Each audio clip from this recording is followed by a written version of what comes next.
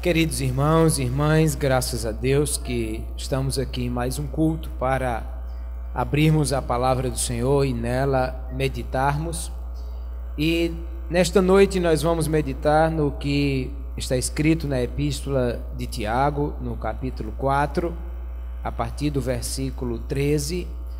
O subtítulo do texto diz que trata-se da falibilidade dos projetos humanos. E nós todos temos uma vida cheia de projetos. Os mais jovens pensam qual o curso que vão fazer, a profissão que vão escolher, com quem vão casar, como vão formar a sua vida, o seu patrimônio. Os que são casados, já têm filhos, pensam na criação dos filhos, que vão fazer para sustento da família e tantos outros projetos financeiros, espirituais, ministeriais. Os que já estão com a família formada pensam no que vão fazer para garantir o seu sustento na aposentadoria, e assim a vida inteira nossa é feita de sonhos, de projetos, de etapas que nós estamos cada dia enfrentando e para os quais nós precisamos da orientação de Deus para as nossas vidas. E como Deus tem cuidado de nós em todos os aspectos, Ele tem também orientações para nós quanto a essas questões. O que fazer com os nossos projetos, como sonhar sonhos e idealizar projetos que possam ser executados e que possam ser executados para a glória de Deus, como Deus será glorificado através dos nossos projetos, dos nossos sonhos, daquilo que nós intentamos fazer, porque certamente se nós tivermos sonhos e projetos, e todos nós devemos ter sonhos e projetos, mas se esses sonhos e projetos forem submetidos a Deus e forem executados dentro da vontade do Senhor, não só isto redundará em bênção para nós, como também o nome do Senhor será glorificado através das nossas vidas. A primeira coisa então que Tiago fala a respeito dos nossos projetos é que nós precisamos ter projetos e, acima de tudo, verificar ou procurar conhecer qual a vontade de Deus para a nossa vida e para os nossos projetos. Porque Tiago diz que vós dizeis, hoje ou amanhã iremos a tal cidade e lá passaremos um ano e contrataremos e ganharemos. Digo-vos que não sabeis o que acontecerá amanhã, porque que é a vossa vida? É um vapor que aparece por um pouco e depois se desvanece. E em lugar do que devias dizer, se o Senhor quiser, e se vivermos, faremos isto ou aquilo.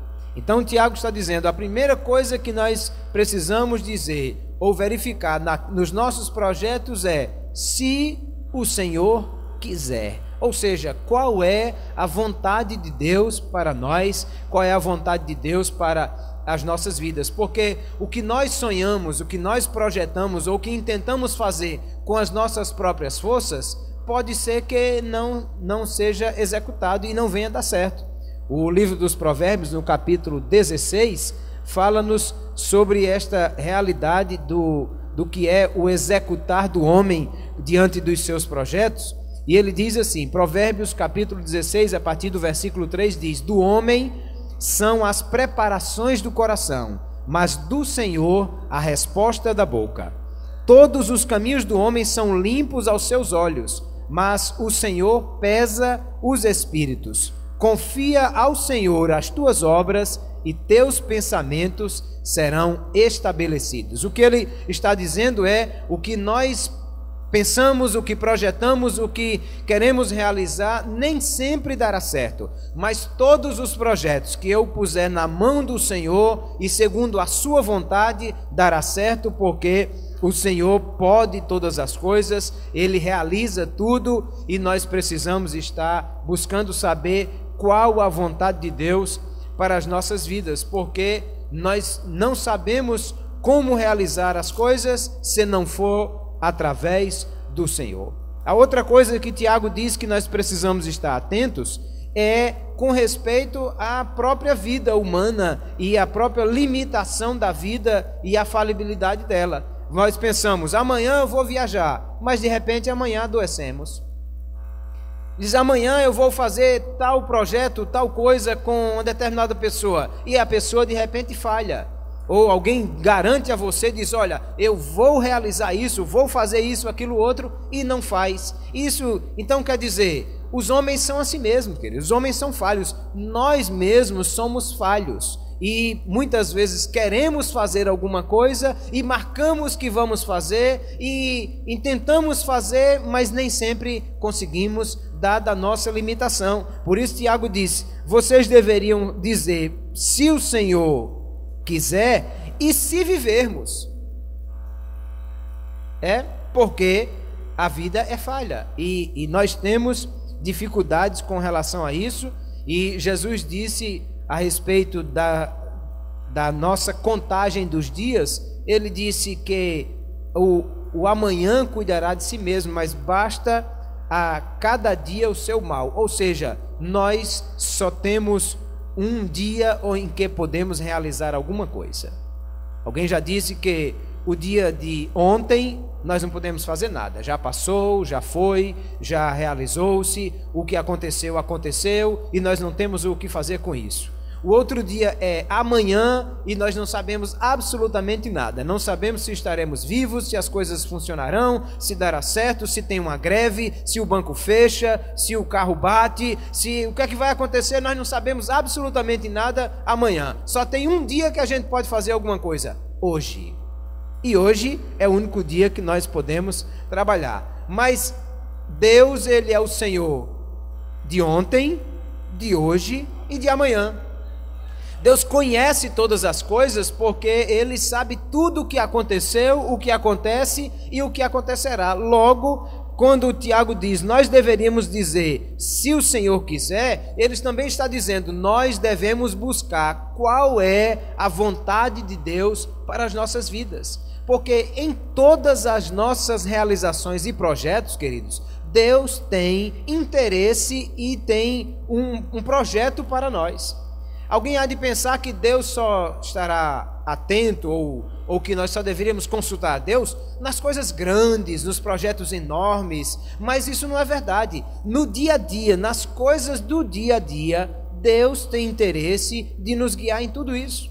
Nós vamos ver dois exemplos interessantes na vida de Davi. O primeiro exemplo, no primeiro livro de Samuel, no capítulo 23, Davi estava sendo perseguido por Saul e ele ouviu que os filisteus haviam tomado a cidade de Keila, uma cidade no sul de Israel, e Davi então pensou que daria certo ir naquela cidade e lutar contra os filisteus e tomar aquela cidade da mão dos filisteus. E aí o que Davi fez? Davi foi ao Senhor e Davi perguntou ao Senhor, eu devo ir até Keila e devo atacar os inimigos e tomar aquela cidade? E Deus disse, sim, você deve ir, Davi. E Davi perguntou, mas se eu for lutar, os filisteus estão lá, tu me darás os filisteus nas minhas mãos? Deus disse, sim, eu darei os filisteus nas minhas mãos, pode descer e vá com confiança, porque eu serei contigo. E Davi foi então e atacou a cidade, lutou contra os filisteus, libertou a cidade da dominação dos filisteus e ficou ali.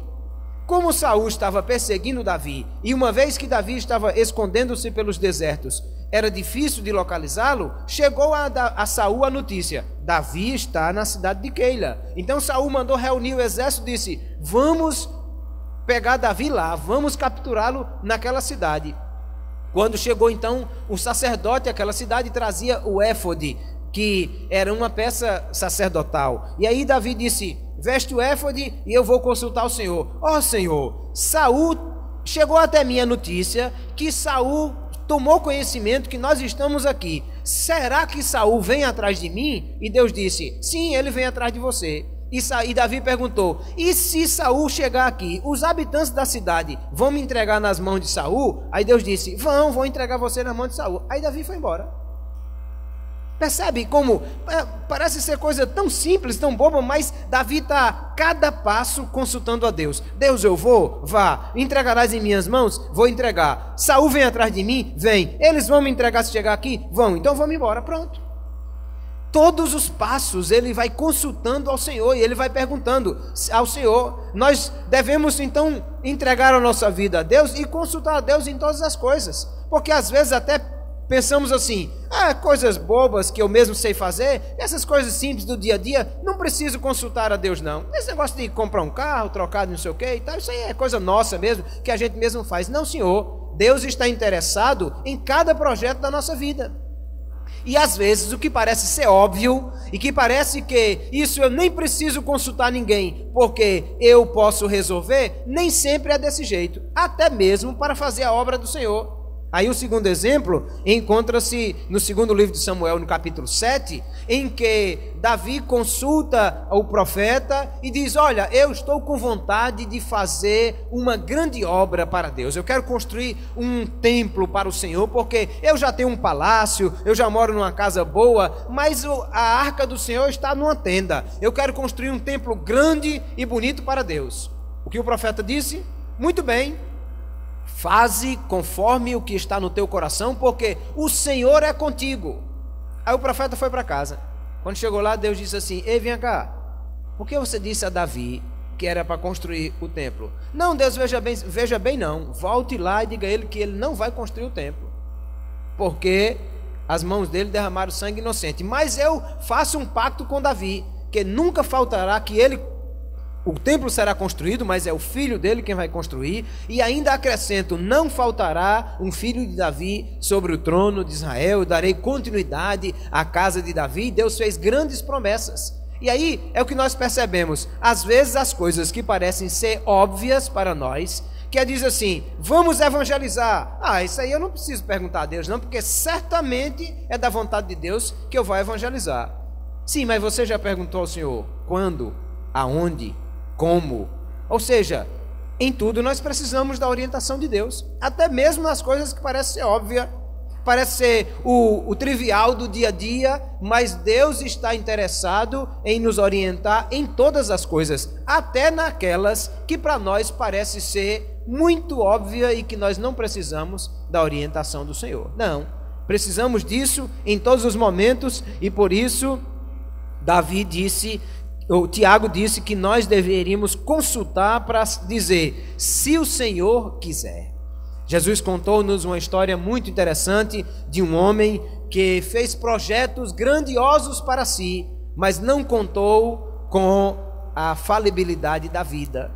Lucas capítulo 12, ele disse que alguém teve uma super safra. Ele teve uma grande colheita, muito maior do que o que ele estava habituado a colher. E aí olhou para os seus celeiros e viu que os celeiros eram pequenos. Ele disse: que farei? Celeiros pequenos que não cabem a grande super safra que eu tive. Já sei o que vou fazer. Derribarei os celeiros, edificarei outros celeiros, ajuntarei grande safra e direi à minha alma: alma, tens em depósito bens para muito tempo, folga e come, bebe. Ele estava dizendo: vou fazer tudo isso. Quando? De amanhã por diante. E aí ouviu-se uma voz que dizia: louco, esta noite pedirão a tua alma, e o que tens em depósito para quem será? Ou seja, ele nem teve tempo de derrubar, nem de construir, nem de colher, nem de ajuntar, nem nada fez. Não contava com aquilo que Tiago diz: o que é a vida? A vida é um vapor que aparece por um pouco e depois se desvanece. Ou seja, é melhor confiarmos no Senhor, é melhor entregarmos ao Senhor os nossos projetos e as nossas realizações e deixar que Ele conduza as nossas vidas, porque a vontade do Senhor é boa, é agradável, é perfeita. Ele tem o melhor para nós e nós precisamos confiar no Senhor e entregar a Ele os nossos projetos e os nossos sonhos. e não achar que nós somos bons, que podemos fazer qualquer coisa, ou que temos capacidade para coisa nenhuma, porque o Senhor é quem nos capacita. E se haveremos de nos gloriar de alguma coisa, o apóstolo Paulo diz assim: se alguém quer gloriar-se, então glorie-se no Senhor, porque o Senhor é quem pode tudo, é quem realiza tudo, e todas as coisas da nossa vida, queridos, tudo deve ser feito para que o nome do Senhor seja glorificado em nós. O apóstolo Paulo escreve aos Coríntios, 1 Epístola, capítulo 10, versículo 31, ele está dizendo: quer comais, quer bebais, ou façais qualquer outra coisa. Ora, comer e beber é o trivial do dia a dia. Todo mundo aqui fez isso hoje. Com absoluta certeza eu posso dizer, todo mundo aqui fez isso hoje. Comeu e bebeu. Então ele está dizendo: quer comais, quer bebais, ou faça qualquer outra coisa. O que seria qualquer outra coisa além de comer ou beber? Pode ser andar, caminhar, vestir, comprar, vender, qualquer outra coisa. Faça isso para a glória de Deus. Ou seja, Deus precisa ser glorificado em todos os nossos projetos, em todas as coisas que intentamos fazer. A primeira coisa então que nós devemos buscar nos projetos que vamos realizar, sonhar ou intentar fazer, é que nós tenhamos projetos que sejam conforme a vontade de Deus, buscando descobrir qual é a vontade de Deus para nós e ao mesmo tempo entregando tudo ao Senhor, sabendo que nós somos pequenos e falhos e não teremos condição de fazer todas as coisas. A segunda orientação para essa questão dos projetos que eu gostaria de dar é: faça projetos que sejam passíveis de ser realizados. Ou seja, trace metas e projetos que você possa realizar. Porque às vezes nós sonhamos, e todos nós podemos sonhar, queridos. Todos nós podemos ter projetos e sonhos, mas às vezes sonhamos tão alto, que vivemos frustrados de não conseguir realizar nenhum dos nossos sonhos, porque sonhamos alto demais.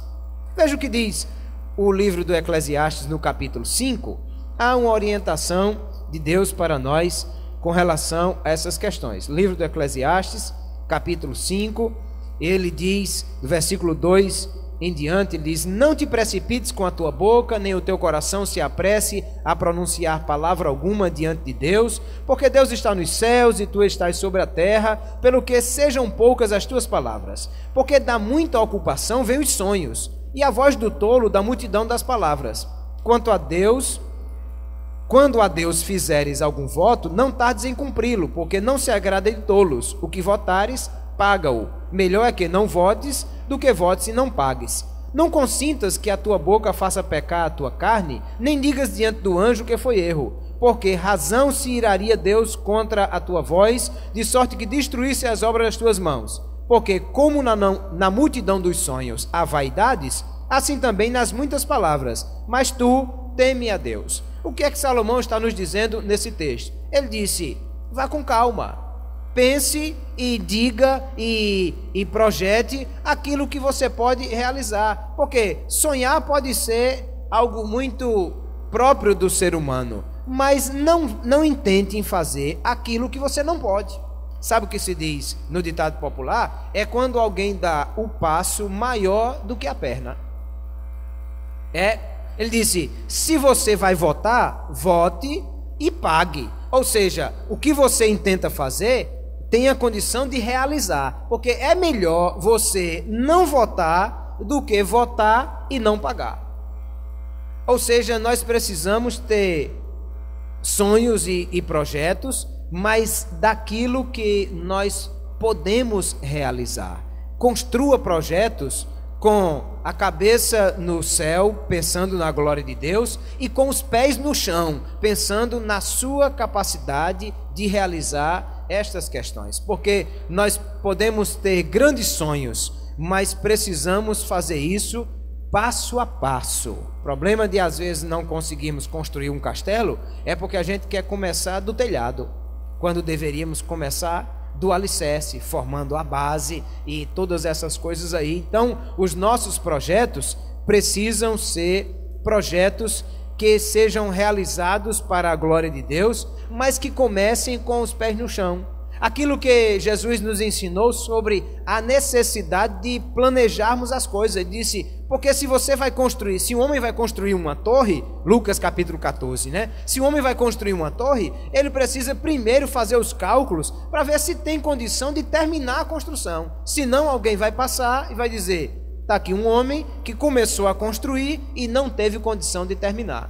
Por que ele fez isso? Porque fez um projeto maior do que o que ele podia. Deu o passo maior do que a perna. Realizou a coisa que era além da sua capacidade. E então vem a frustração, vem o problema, vem o prejuízo, vem o desgaste. E aí depois pensamos que foi Deus quem não nos ajudou, ou colocamos a culpa em outra pessoa, mas às vezes a questão foi exatamente como nós planejamos e executamos os projetos que nós temos para as nossas vidas.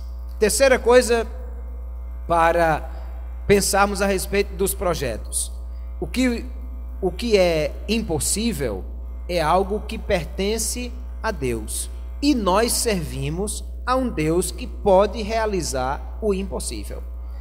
Parece um contrassenso, mas não é. O que eu estou dizendo é, faça o projeto de acordo com a sua capacidade, o passo a passo, mas procure identificar qual é a vontade de Deus para a sua vida. E se você percebe que a vontade de Deus é algo que só Ele pode realizar, muito bem, parabéns para você. Você está exatamente trabalhando com o Deus que pode fazer todas as coisas. Veja, Jeremias capítulo 32, o profeta vai falar sobre esta grande questão do que é a capacidade de Deus de fazer as coisas impossíveis. Livro do profeta Jeremias capítulo 32, versículo 27, ele diz assim: eis que eu sou o Senhor, o Deus de toda a carne. Acaso seria qualquer coisa maravilhosa demais para mim? Deus está perguntando, será que tem alguma coisa que Deus não pode fazer? Quando o anjo chegou para anunciar a Maria, disse, Maria, você vai se achar grávida, mas não se preocupe, porque quem vai gerar isso em você é o Espírito Santo de Deus, que a virtude do Altíssimo te cobrirá. Sim, porque eu sou virgem, eu não conheço nenhum homem. Não, mas não vai ser nenhum homem não, vai ser Deus que vai fazer todas essas coisas, porque para Deus não há impossível. Quando Deus anuncia a Abraão, dizendo, Abraão, a tua esposa Sara terá um filho. E Abraão olha para si, ele já tem 99 anos, olha para sua esposa, ela já tem 89 anos, e o apóstolo Paulo diz que o seu corpo já amortecido, ele não olhou para isso. Sara olhou, viu, 89 anos, já não tenho mais condição de ter filhos, eu não já sou mais fértil, como é que eu vou fazer isso? Aí ela deu uma risada, isso não vai ser possível. Aí Deus disse assim, por que você riu, Sara? Haveria alguma coisa impossível para Deus? Será que Deus não pode realizar? Deus pode realizar e pode realizar qualquer coisa.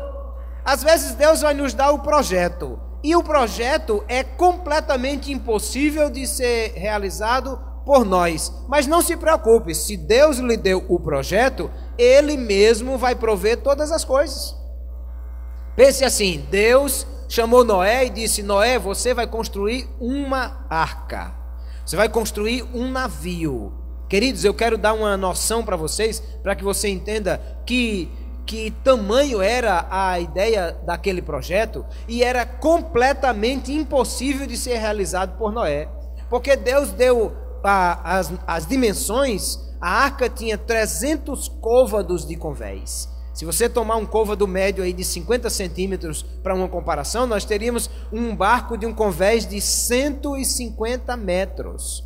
Para você entender o que eu estou falando, Santa Maria, Pita e Nina, as naus portuguesas que vieram para o descobrimento, que trouxeram os homens que descobriram o Brasil, eram naus de 27 a 30 metros de convés. Quer dizer, qualquer uma das naus portuguesas que trouxeram os homens para o Brasil poderia ser o barco salva-vidas da Arca de Noé. porque a arca de Noé tinha 150 metros de convés, mas outro tanto de largura e de altura, porque era um navio de 3 andares. Qual era a possibilidade de um homem que não tinha nenhum conhecimento de engenharia naval de realizar aquele projeto? Pô, mas a arca vai dar trabalho, mas vamos fazer, tudo bem. Depois ele disse: de cada animal, 2 de cada espécie, e das espécies limpas, 7 casais. Se dependesse de Noé ir atrás desse bicho, pegar elefante e leão e jacaré e cobra e toda sorte de bicho no laço, eu vou lhe dizer uma coisa: Noé estava correndo atrás de bicho até hoje. Então era impossível para Noé ter o projeto, mas Deus lhe deu o projeto. Ele foi executando o projeto de um enorme navio. Mas era muito mais impossível para Noé trazer os animais, pois Deus disse assim: virão a ti. De alguma maneira Deus foi olhar no juízo de cada elefante, de girafa, de rinoceronte, e disse: ei, vai lá em Noé que ele está esperando por você. Cada um chegou, já procurou o seu lugar, entrou lá, tudo certinho, tudo pronto. Agora, era um navio, gente. Quem conhece das coisas sabe que navio se constrói no dique, lá já dentro d'água, porque é mais fácil simplesmente tirar o dique e lançar o navio dentro d'água. Noé construiu no seco. Ei, como é que faz um navio no seco? Como é que você leva esse navio para lá? Deus disse assim: não se preocupe, as águas virão, eu trarei as águas também. O projeto foi Deus quem deu, os animais foi Ele quem mandou, e as águas foi Ele quem mandou também. Noé só teve um trabalho: executar o projeto segundo a vontade de Deus. Não se preocupe, Deus tem o controle de tudo, Ele tem poder para realizar. Se Deus mandou fazer, Ele dará toda a condição, porque nada é impossível para Deus. Creia e confie no Senhor, porque Ele pode realizar todas as coisas. Ele fará aquilo que nós não podemos fazer. O Senhor tem a capacidade de realizar coisas inimagináveis por nós, coisas que nós nem pensamos como poderia ser, mas Deus tem a capacidade de realizar todas as coisas. Daí porque nós precisamos fazer projetos segundo a vontade de Deus, porque Ele pode fazer todas as coisas acontecerem. Se nós entendermos que se o Senhor quiser, ou seja, se for segundo a vontade de Deus, Ele dará todas as condições para que o projeto seja realizado e Deus será glorificado através disso. Porque muitas vezes, queridos, Deus nem sempre é glorificado nas nossas vidas e em nossos projetos, porque nós nem sempre temos a confiança de entregar ao Senhor os nossos projetos. E Deus será glorificado exatamente nas coisas que só Ele pode fazer. Naquilo que só Ele pode realizar, é exatamente aonde Ele será glorificado.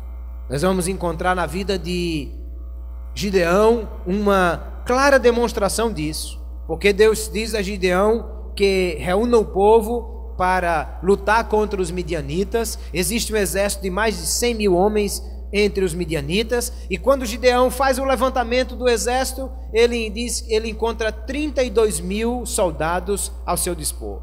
Talvez Gideão tenha pensado: vai dar trabalho, cada um de nós vai ter que matar uns 4 ou 5 do outro lado, mas o soldado de Israel é um soldado valoroso, é um soldado forte. E aí Deus diz assim: Gideão, tem muita gente no seu exército, porque se eu der a vitória a você com essa quantidade de gente que você tem, amanhã eles vão dizer: foi o nosso braço que conquistou. Então faça o seguinte: diga aos covardes e medrosos que voltem. E Gideão disse: covardes e medrosos, voltem. 22 mil foram-se embora para casa. Agora cada um ia ter que matar mais de 10 do outro lado. E o negócio agora que ficou arrochado, agora que ficou difícil. Mas alguém ainda poderia pensar: vai dar, nós vamos brigar muito, vai lutar e a gente vai conseguir. E Deus disse: Gideão, tem muita gente no seu exército, mande o povo beber a água. Quem for com a cara direto a cara é da minha fala nordestina, viu? quem for com o rosto direto na água para lamber como um cachorro, você separa. E quem trouxer a água à boca e mantiver a atenção no que está ao seu redor, põe à parte. Quando contou, só tinha 300 homens. Aí alguém pensou assim: agora é o seguinte, se Deus não fizer, nada feito. Agora nós dependemos completamente de Deus, porque se Deus não fizer, não será feito. Não há nem nós, nenhuma capacidade de fazer. Aí Deus disse: pronto, é desse jeito que eu gosto. Porque então, quando Deus fizer, a glória será completamente dele. Ele será totalmente glorificado neste projeto que ele foi quem deu e é ele quem manda realizar. Noé não teria condição de se gloriar de coisa nenhuma. Foi o que você fez, Noé. Você não tinha o projeto, não sabia fazer, o animal não foi você que fez, a água não foi você que mandou. Então só tem uma coisa: glória seja dada a Deus, porque Ele realizou todas as coisas. Agora, tem uma outra coisa que precisamos entender. Aquilo que é para Deus fazer, Ele fará. Se nós confiamos no Senhor, se nós cremos que Ele pode, se percebemos que essa é a vontade de Deus e vamos fazer algo para a glória de Deus e dentro da vontade de Deus, confiamos no Senhor e sabemos que Ele fará. Mas aquilo que é para nós fazermos, Ele não fará. Não, mas é porque vem aí um concurso e eu vou orar para Deus me ajudar nesse concurso. Muito bem, ótimo, ore, ponha diante do Senhor, entrega a Ele, peça a Deus que faça segundo a sua vontade e vá fazer realmente, ponha isso como um projeto diante do Senhor. Agora, Deus não vai fazer a inscrição por você, não. E outra coisa, estude. Sim, Deus vai lhe ajudar, claro. Mas você quer fazer o quê? Passar o dia todinho deitado numa rede, olhando para cima e esperando: meu Jesus, tu és bom, tudo para mim, esperando chegar o dia do concurso? Não, faça a sua parte. Porque tem coisas que Deus fará e só Ele fará. Mas aquilo que é para você fazer, você é que deve fazer.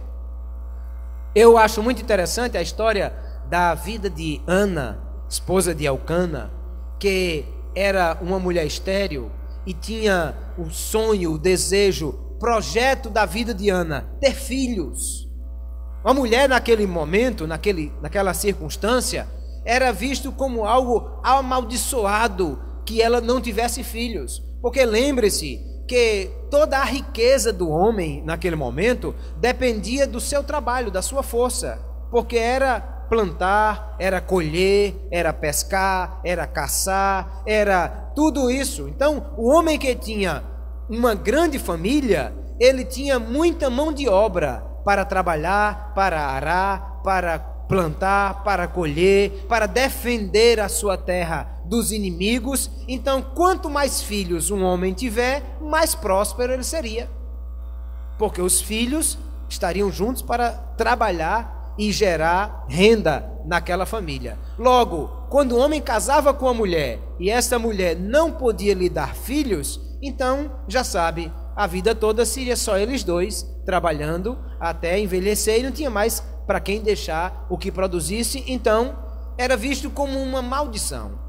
Ana orava pedindo a Deus que ele desse um filho. E pior é que o marido tinha outra esposa. Naquela época havia era um costume, né, da região, e a outra esposa tinha filhos. Então fazia chacota com Ana, e ela era humilhada por aquela outra, e o seu marido dizia: mas eu te amo e você para mim é melhor do que filhos. Mas não era essa a vontade e o projeto de Ana. Então ela submeteu a Deus esse projeto, essa vontade, quebrantou-se diante do Senhor. O sacerdote ali confundiu, pensou que ela estava até embriagada, tal era o seu estado de quebrantamento diante do Senhor naquela oração. Mas quando Eli vai confrontá-la naquela situação, ela disse: não, eu sou uma mulher amargurada de espírito, é porque eu pus diante do Senhor o meu desejo, o meu projeto, o meu sonho, e eu estou pedindo isso ao Senhor. Então agora o sacerdote assume a sua posição como homem de Deus e disse: assim seja feito conforme a tua petição, Deus te dará o filho. Pronto, glória a Deus, que maravilha, que coisa boa. Deus disse a Ana que ia dar um filho. E então o que é que nós encontramos o que Ana fez? A Bíblia diz que Ana alegrou-se e comeu e se tornou, tirou a sua tristeza, foi para casa e deitou-se com seu marido. Pronto. Como é que nasce filho?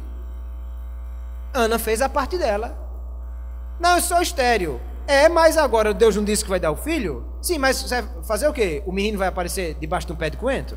A cegonha vai vir, vai nascer, vai trazer o menino? Então faça a sua parte. Qual é a parte da mulher estéril que quer ter um filho e que Deus disse que vai lhe dar um filho? Ela deitou-se com seu marido. Então, Deus fez o milagre e transformou o útero de Ana e ela teve um filho. E aí esse filho foi uma bênção, ela entregou ao Senhor, cumpriu o seu voto. E aí depois Deus lhe deu outros filhos e foi uma mulher muito abençoada em todas essas coisas. Deus fez aquilo que ele disse que ia fazer. O milagre, o impossível, o que o homem não podia fazer, Deus fez. Curou, sarou a madre, o útero de Ana. Ana fez aquilo que ela podia fazer, deitou-se com seu marido. Entende? Então aquilo que Deus é para fazer, ele fará. Aquilo que é o milagre, o impossível, aquilo que precisa de Deus para realizar, Deus fará. Mas aquilo que é para você e eu fazermos, Deus não fará, porque nós precisamos fazer a nossa parte nesse projeto. É para fazer o concurso? Vá lá e se inscreva. Vai fazer a prova? Estude e se prepare para fazer a prova. Vai procurar o emprego? Vá atrás do emprego, ponha o currículo, fale com um, vá para a entrevista, faça a sua parte. Tem que fazer alguma coisa para dar certo esse projeto? Faça aquilo que é a sua parte nesse projeto e deixe para Deus aquilo que é a parte dele para ele fazer. Porque também Deus há de ver a atitude de fé do meu coração e do seu coração. Às vezes nós nem vemos as coisas acontecer, porque Deus chega para Abraão e diz assim: Abraão, sai da tua terra, da tua parentela, da casa do teu pai, e vai para uma terra que eu te mostrarei, e eu te abençoarei, e farei de ti uma grande nação, tu serás uma bênção. Deus disse a Abraão: sai, e eu farei você prosperar. Deus não disse aonde, porque disse: sai para uma terra que eu te mostrarei. Sabe o que é sair de uma terra e ir assim na direção do nariz, sem saber aonde é, para esperar quando chegar lá Deus mandar? Foi desse jeito com Abraão. Deus também não disse a Abraão como, porque disse: eu vou fazer você próspero e vou dar uma nação grande e numerosa, mas deu a ele uma mulher estéril.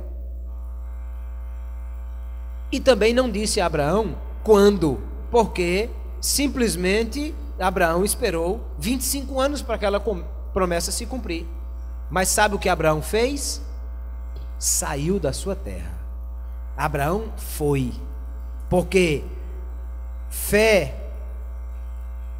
e obediência andam juntos, queridos. Eu só sei se você tem fé se você obedecer. E você só garante que tem fé através da obediência. Quando Deus disse: Abraão, sai da tua terra, Abraão não viu aonde era, não sabia como ia ser, não sabia como, ele não visualizava qual era o projeto, mas se Deus mandou sair, Abraão simplesmente foi. Ele fez a sua parte em obediência a Deus. E todas as outras coisas Deus providenciou na vida de Abraão. Deus lhe deu a terra, Deus lhe deu família, Deus lhe deu gado, Deus lhe deu bênçãos, e Abraão tornou-se grande, rico e poderoso, sem que Deus tenha lhe dito aonde, como, nem quando. Mas ele creu e então deu o primeiro passo para realizar aquilo que era a vontade de Deus na sua vida.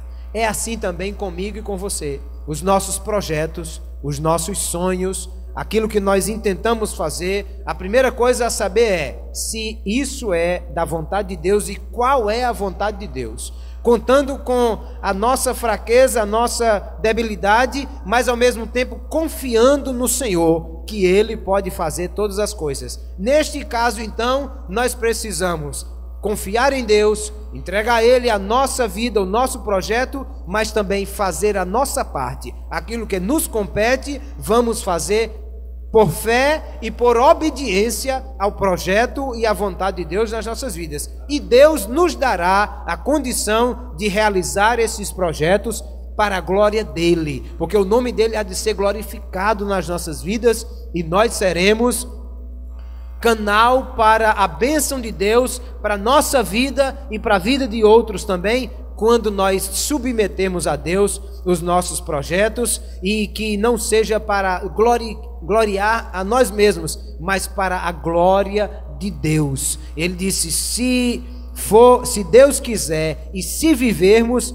faremos isso ou aquilo, e Deus será glorificado através das nossas vidas. Queridos, nós temos muitos sonhos e projetos, todos temos, mas se colocarmos esses sonhos diante de Deus, para que seja feita a vontade do Senhor, e querendo que através desses sonhos, Deus seja glorificado em nossas vidas, isso acontecerá e Deus realizará esses sonhos e projetos para a glória dele. Nem sempre será do jeito que eu quero, nem sempre será da maneira como eu espero, mas sempre será da maneira de Deus, para que o nome do Senhor seja glorificado nas nossas vidas.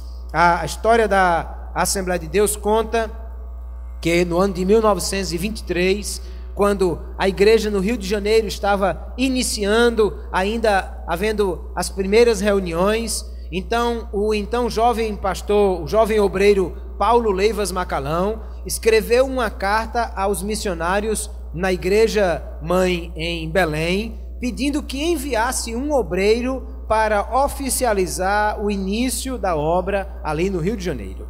A obra em Belém já tinha começado em 1911 e isso era o ano de 1923. Quando Gunnar Wingren recebeu aquela carta, ele inicialmente pensou em escolher um dos obreiros para mandar o Rio de Janeiro iniciar a obra ali. Mas quando foi orar e colocar isso diante do Senhor, Deus lhe fez saber que era ele quem deveria ir. Ele é quem deveria descer para o Rio de Janeiro, entregar a obra em Belém na mão de outro obreiro e descer para o Rio de Janeiro para iniciar aquela obra ali. E ele orando, submetendo esse projeto ao Senhor e esperando receber de Deus a confirmação a respeito disso. Então, Frida estava trabalhando na tradução de um hino que lhe foi dado, um hino em sueco, para que ela traduzisse para o português. E então, quando ela concluiu a tradução e começou a cantar aquele hino, era exatamente a resposta que ele precisava para dizer a ele que aquele era o projeto de Deus para a vida deles. O hino 515 da nossa arca cristã, ele diz: se pelos vales eu, peregrino, vou andar, ou na luz gloriosa de Cristo habitar, irei com meu Senhor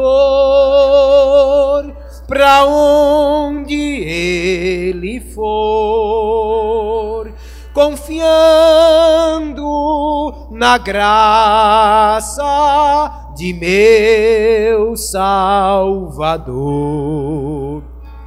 Se Cristo comigo vai, eu irei, e não temerei, com gozo irei, comigo vai.